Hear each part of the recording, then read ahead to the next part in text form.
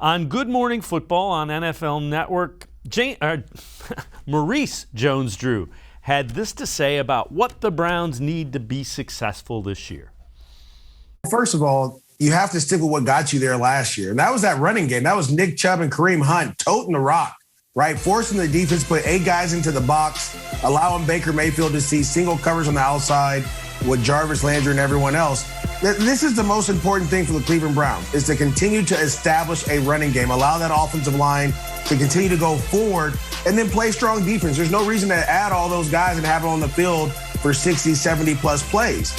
Run the ball with Kareem Hunt and get after. Now, let's look at some of these stats here. Look, they were 4th in rushes per game. I'd certainly try to get to 35. But look, 150 yards per game, 4.8 yards per rush, and 21 rushing touchdowns. If you can just emulate that one more time, then you add Odell Beckham for a complete year, the Browns, you may be talking AFC Championship, possibly Super Bowl. And Dan Labbe, I think that's a very valid point. That's what this offense begins with. Yeah, I think the Browns might actually go to the air a little more this year. Well, when I kind of look at how they might attack things, and I think it was trending that way last year in the second half of the year, and especially once they got out of that bad weather, they got to Jacksonville, and over those last few games.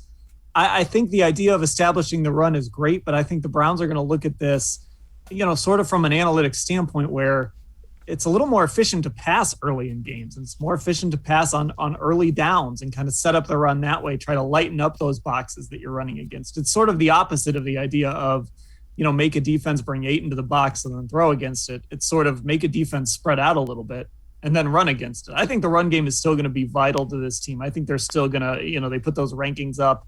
I think they're still going to rank up there highly in attempts and yardage and all of that.